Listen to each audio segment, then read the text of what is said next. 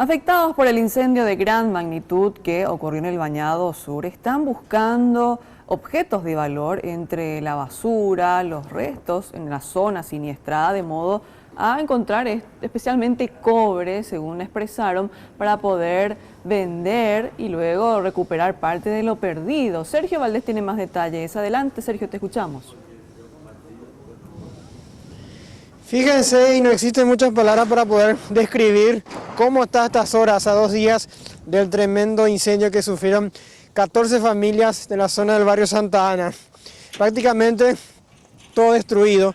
Y como verán, hay mucha basura, teniendo en cuenta que esta zona tiene como relleno para la base de las casas que están en este mismo lugar, basura que vienen del arroyo Morotí, gente que trabaja en el reciclado de cobre, de residuos también. Y bueno, a estas horas algunos también buscan la manera de poder reconstruir sus casas y buscan, como lo hacen algunos pobladores también, buscar hierros, cosas que puedan ser vendibles. Por ejemplo, en el caso de uno de los pobladores de nombre Jorge, estuvo esta mañana entresacando entre estos hierros retorcidos algo que pueda servir para la venta y construir su nueva casa, precaria por lo menos. Jorge nos cuenta que por lo menos podía sacar algo como 400.000 semanal con la venta de estos productos. Son restos de hierros, de refrigeradores, también de otras partes de vehículos, por ejemplo. Y vamos a escuchar justamente a Jorge que trata a estas horas tratar de reponerse de lo que pasó. Estoy rescatando esto para volver a vender otra vez y levantar que sea mi casita otra vez de a poco. Digamos, todos los restos de lo quemado. Los restos de lo quemado y son míos luego porque el tractor removió todo y ahora estoy acumulando otra vez. ¿Qué encontraste?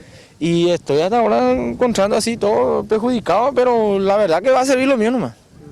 ¿Vende por kilo? ¿Cuánto por kilo? Y voy a hacer que sea una platita ahí para que pueda comprar que sea 2 bolsas de cemento. Seguimos observando cómo quedó el lugar y de tanto en tanto sigue habiendo humareda de lo que fue este incendio. Inclusive esta mañana, hace minutos nada más, los propios pobladores tuvieron que apagar un pequeño foco de incendio justamente en una zona donde hay cubiertas y algunos plásticos. En el caso de otros como Andrés, aquí estamos viendo, él nos explica que ya no quiere estar en una casa ajena, por lo menos quiere tener su casa independiente y estar levantando de a poco como un ave fénix realmente su precaria vivienda junto a su pareja a metros nada más de lo que es de lo que fue este incendio. Estuve pasando en la casa de una señora que me dio un aposento ahí para pasar la noche y ya estoy pasando 2 o 3 días ya y ahora estoy tratando de levantar para mi casa para volver a estar otra vez en mi casita. ¿Tiene que terminar hoy?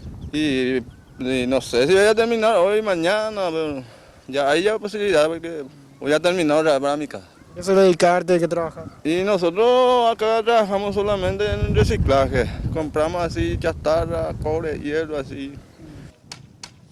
De momento la asistencia tanto de la CIEN como de la Municipalidad de Asunción se hace sentir. Según aseguran, hay por lo menos entre los damnificados 17 niños, uno de ellos con discapacidad, y no le están faltando alimentos, abrigos, pero de igual manera apelan a la solidaridad de la gente si es que quieren acercar algún tipo de ayuda.